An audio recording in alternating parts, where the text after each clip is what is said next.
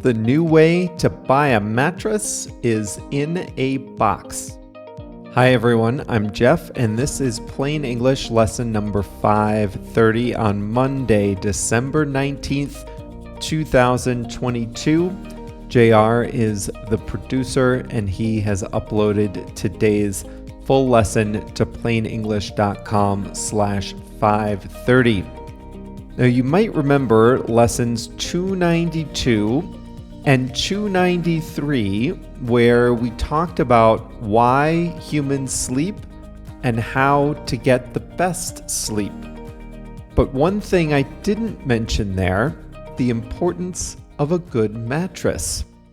And I've just purchased my second mattress in a box, and I'm here to tell you this is a good idea. In today's lesson, we'll talk about the new way to buy a mattress, which is online and in a box. In the second half of today's lesson, I'll show you what it means to fine-tune something, and we have a quote of the week, which will probably anger some of you, but you don't have to agree with it to laugh. Here we go.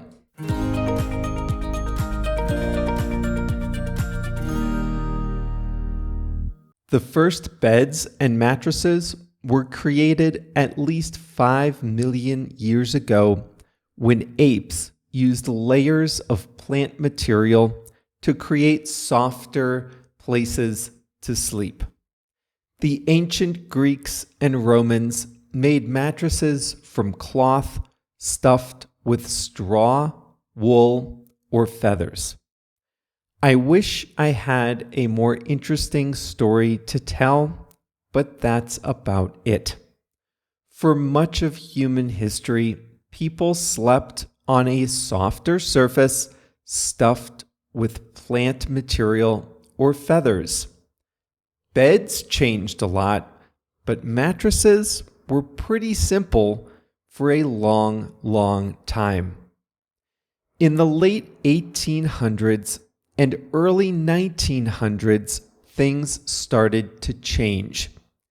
The Innerspring mattress was invented in the 1870s and became popular in the 1930s. The metal coils on an Innerspring mattress could provide much more even support, and new manufacturing techniques allowed companies to mass produce mattresses for standard bed sizes. But the springs and the coils cause odd pressure points, especially if you sleep in them for a long time. The springs may have been more consistent than lumpy straw or feather beds, but they still were far from uniform. And if you share a bed, then you know all too well that if one person moves, the other person feels it too. Memory foam came next. Memory foam is a type of material that compresses under pressure and then returns to its former shape. It was developed by NASA in the 1970s. They thought it would be useful for seat cushions, which would absorb a lot of pressure during launches, but bounce back to their old shape easily. Memory foam proved popular in bedding. People with back pain found that these mattresses were more comfortable. Hospital patients did better on memory foam mattresses too. During a long stay in bed, patients didn't suffer from pressure points caused by coils. You might remember television commercials from the 1990s showing a mattress with a glass of red wine on one side. An actor would drop a bowling ball on the other side, and the wine wouldn't spill. But memory foam had its own type of discomfort. When you got onto an early foam mattress, you sort of just sank into it. It was hard to move around, and moving during sleep is perfectly natural and healthy. They were also hot. Memory foam traps body heat. Over the years, mattress makers have experimented with different materials. Latex, in particular, introduces some of the bounciness that we associate with spring mattresses. By layering memory foam and latex together, mattress makers can fine-tune the product. Most mattresses combine sturdy foam with traditional memory foam and a few layers of latex. They feel supportive and even, like memory foam, but they have a little responsiveness and bounce too.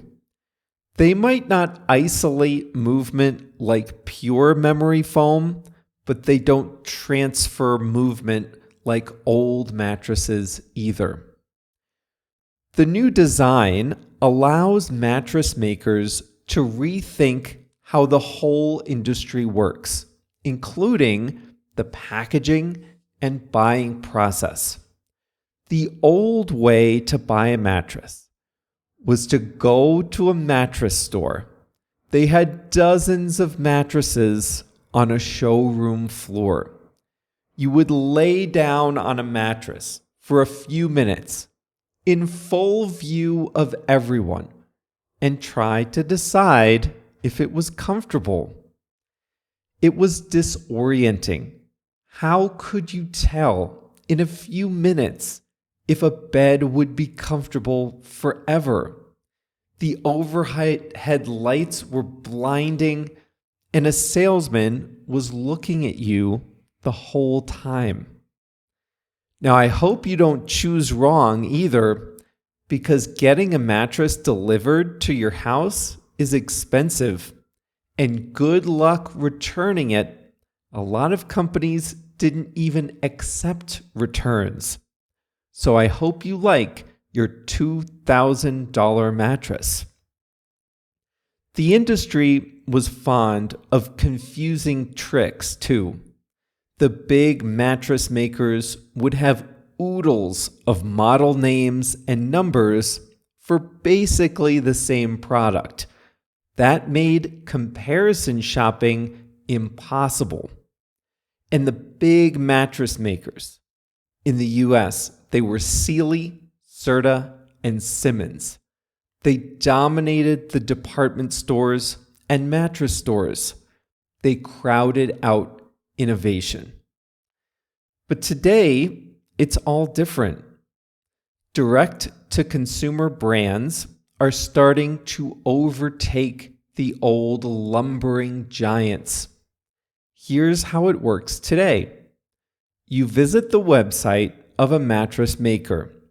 They show you a few models. Unlike the old days, there are only a few options to choose from.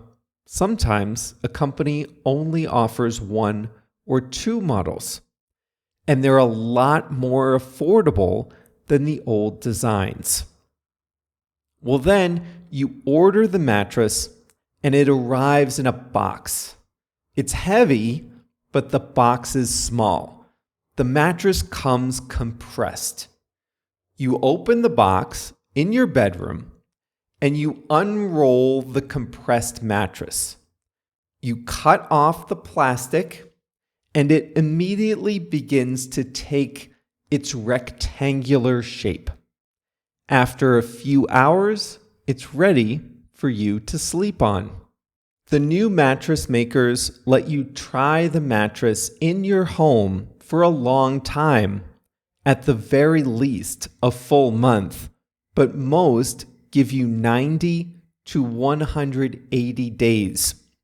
You can't recompress it and return it, but the company will come collect it and donate it if you're not satisfied. And that's free. But most people are satisfied because these products are good.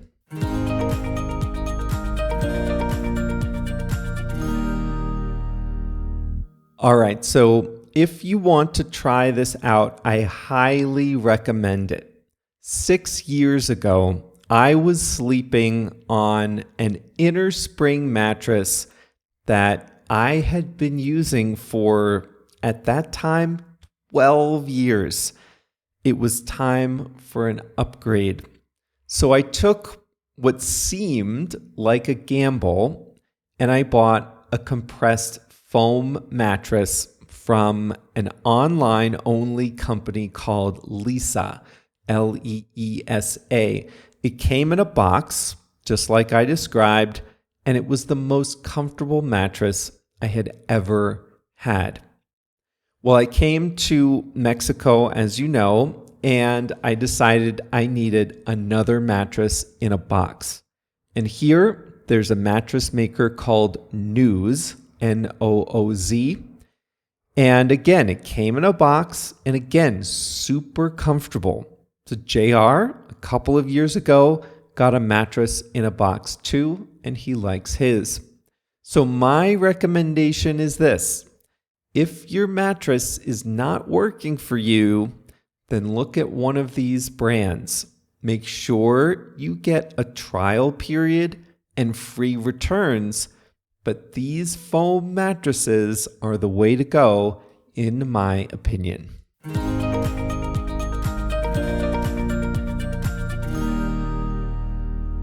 This is a good one. Now I'm going to show you the English expression fine tune.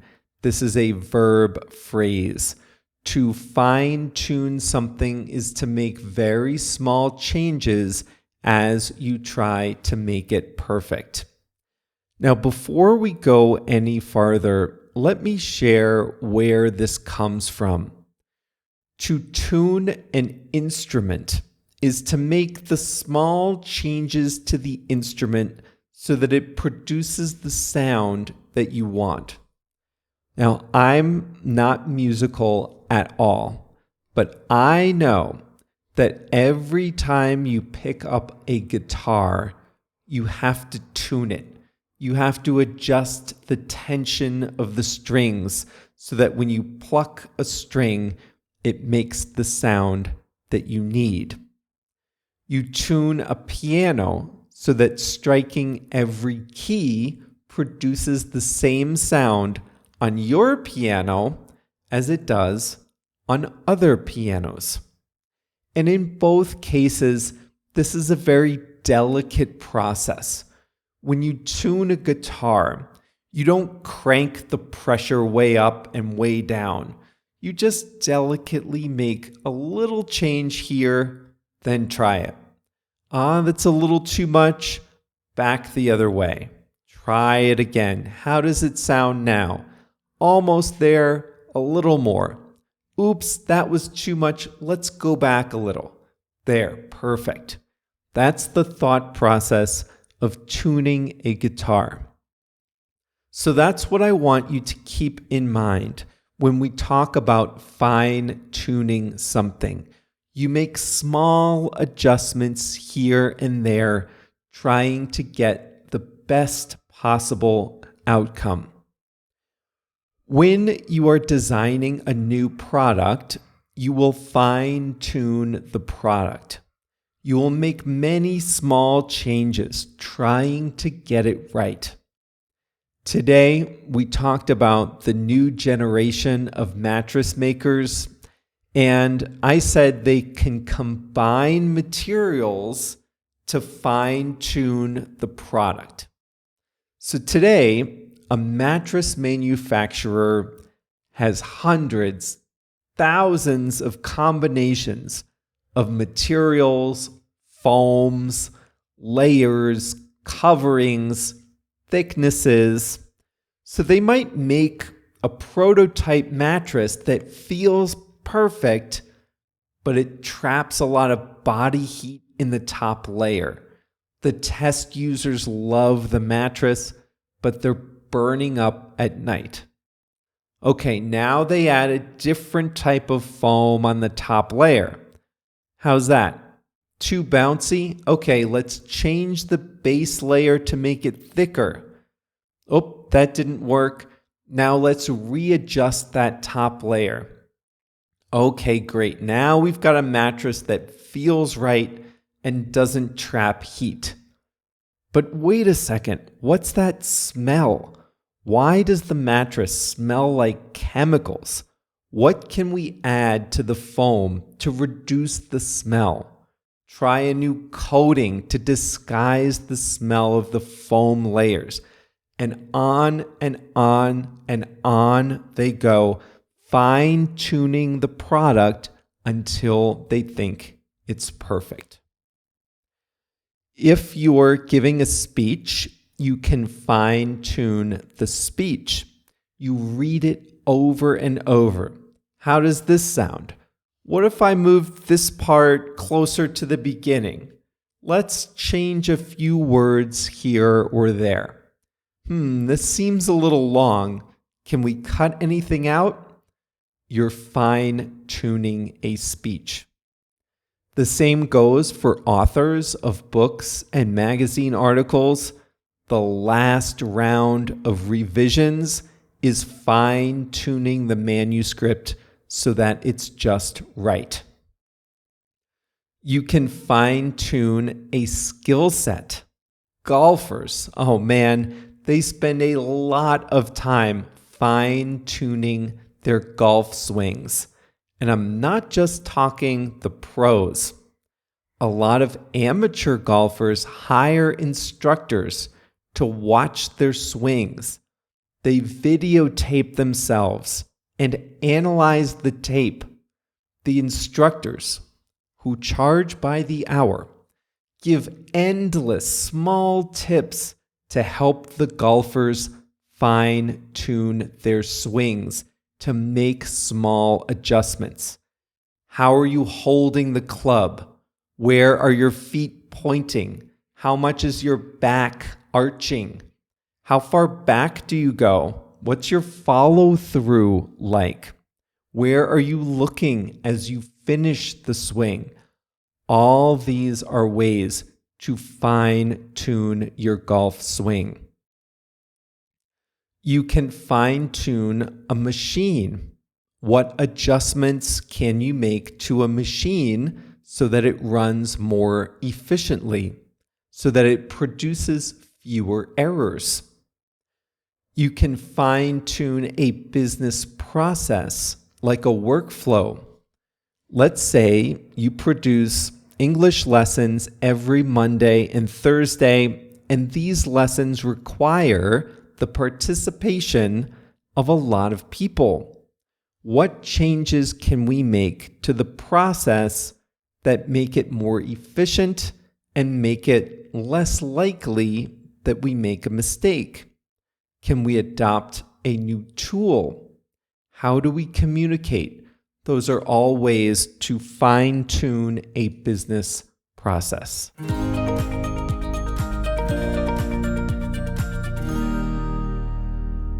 It's time for a quote of the week. We'll keep this one quick. Today's is by Oscar Wilde. This is not the first Oscar Wilde quote we've used. I think I once said he's always a good source for a quote. Well, he said, "Only dull people are brilliant at breakfast." Dull means boring. So think about that for a second. Only dull people are brilliant at breakfast. He's saying that if you're truly brilliant, you're up late at night, or your brilliance shines through later in the day. He was not one of those early to bed, early to rise types, from what I know. Oscar Wilde says, only dull people are brilliant at breakfast. You don't have to agree with it to think it's funny. Well, that's all for today's lesson. On Thursday, we'll start the first of our 4 holiday special lessons.